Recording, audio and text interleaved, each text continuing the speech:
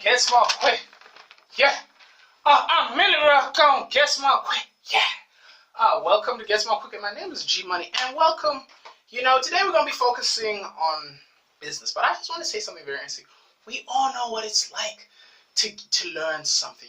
Depending on the thing, the instructor, the motive, it's a lovely process where you begin to understand your beautiful mind and its capabilities. When you become aware of how amazing this process is when you become aware of how easily you soak in this knowledge in this video, causing you to share and like and subscribe this info to 3 of your friends right now, because you logically and intuitively see the value in this and you want to share this value, triggering you to subscribe and like. But what does this have to do with liking something?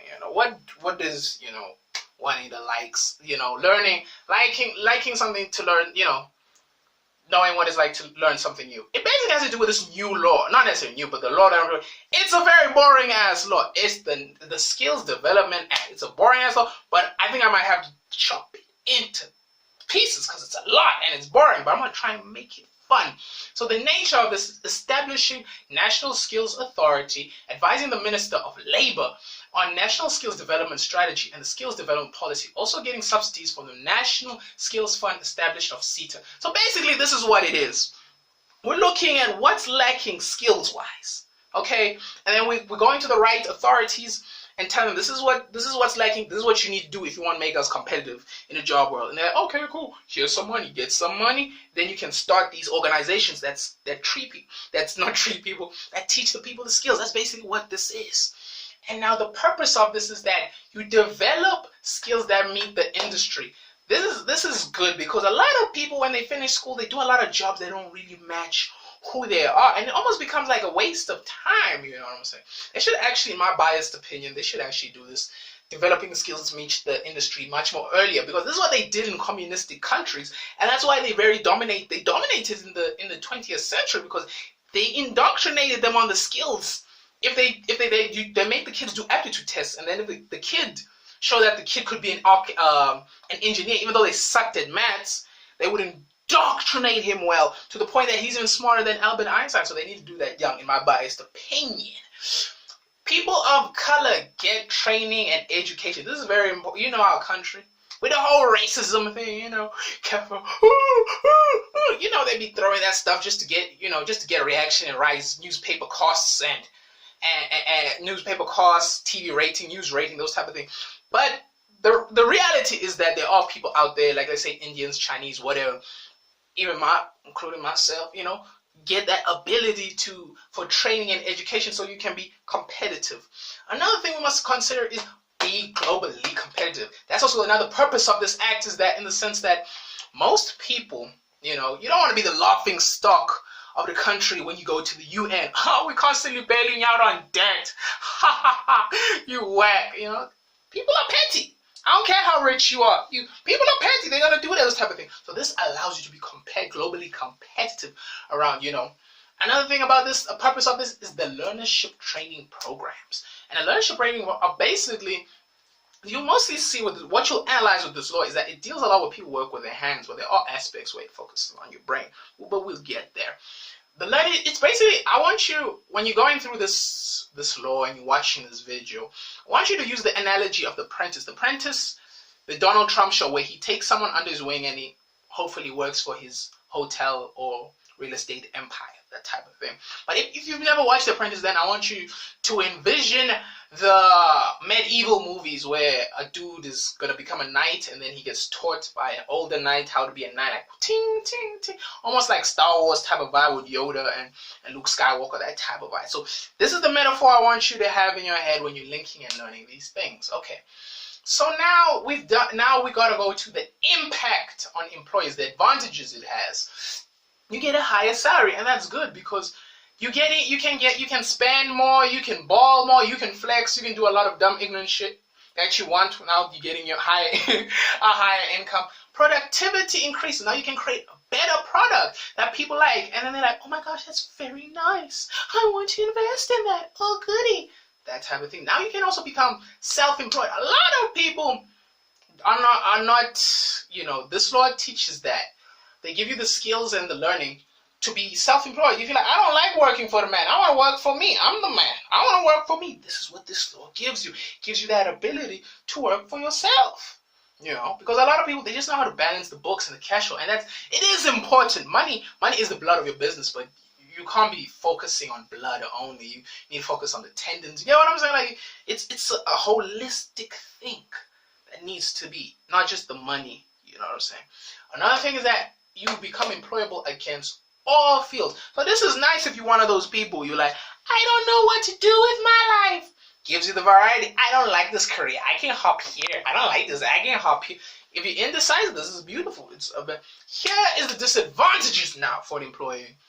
Workload remains the same. You know what it's like in school, man, when teachers be saying we have a test on Thursday and the project's also due on Thursday. You're like, this is what it is. It's almost like that. It's like the workload remains the same even though you're packing on the teacher. You're like, oh, this is too much. I feel like athletes, my soldiers. They saw, man, no. Another thing, you're forced to do training. Like in LO, you feel like, I don't want to be doing push-ups and stuff like that. I don't want to be doing, well, you're getting graded. God damn, you got to be doing push-ups and stuff like that. You get forced to do training. Another thing is jealousy when leadership workers outperform permanent. You'll notice this when you're young. Most of you are going to go work. You're going to notice that a lot of the people working there are just there for safety and security. They don't want to go up the hierarchy. That's cool. I'm fine with that. But then as a young, you're ambitious. You want to rise. Almost like Joseph, if you've read the Bible. That dude Joseph, he was all perfect. He was sexy and stuff. And his brothers were like, we don't like his ambition. And then they sold him to slavery and stuff. So it becomes almost like that. If you want to combat, this is just a side note. If you want to combat that, you must respect the power dynamics that are there before. So what do I mean? The rules, the status quo, the ethos of that, you respect that, you show that they don't perceive you as a virus or an outsider trying to change stuff. Cool. Now here is the advantages for the employers. Now you can turn the workplace into a classroom, and that's a beautiful thing. Now people are becoming clever.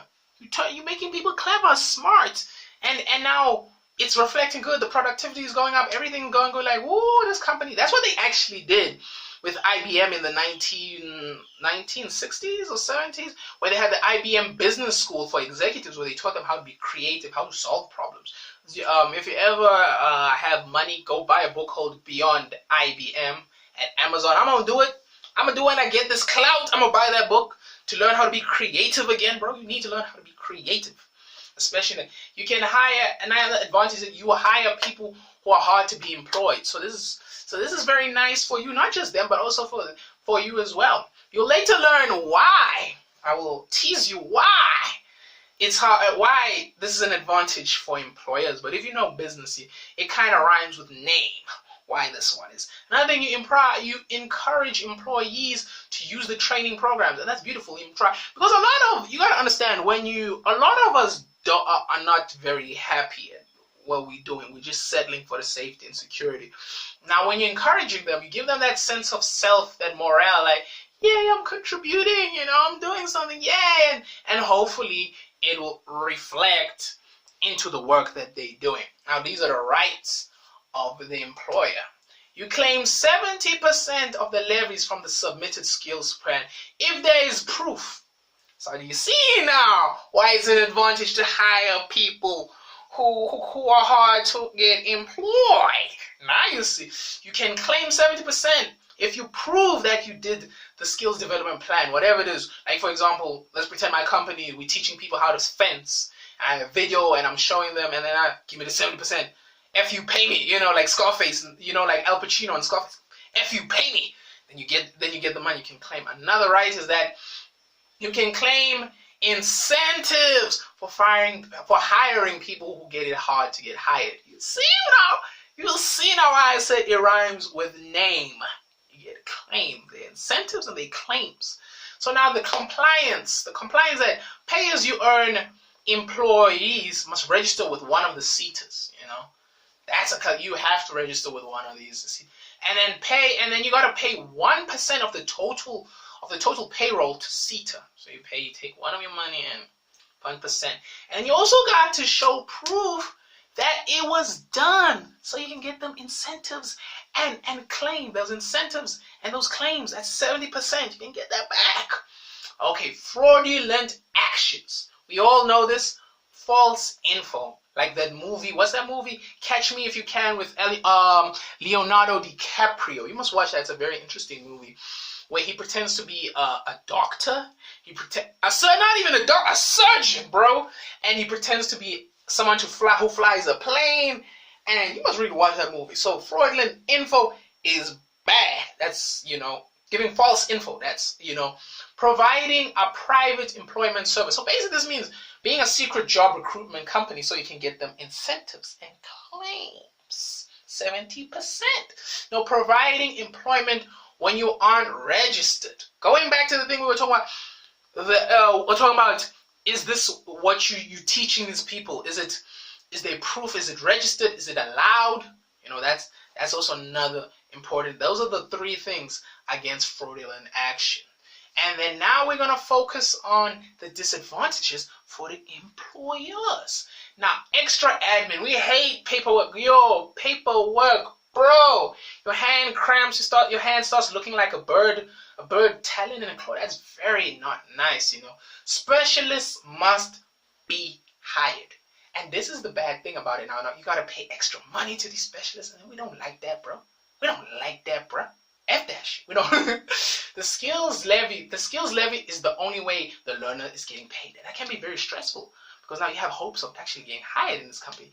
Now you only rely on the CETA and you're like, oh, my expenses. Oh no, what am I going to do? I'm going to live on the street. I'm going to suck dick for money. Oh no, what am I going to do? Oh no. Learnership, another disadvantage is that learnership workers require a lot of mentoring and coaching. And this can be very emotionally draining because now it's almost like having two families. You know what I'm saying? Like your business is your main family. Now this kid and stuff, almost like in regular show with Thomas, if you remember the Thomas. Oh, I should actually mention this before. With Thomas, Thomas the goat, how Thomas was constantly needing mentorship on how to follow the procedures, things like that. Another thing is you only get incentives for hiring designated groups. So people like me, blacks, whites, different races.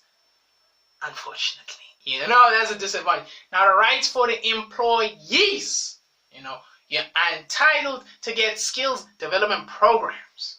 You're entitled to become smart like your fellow competitor so you can be hireable and self-employable and get more money.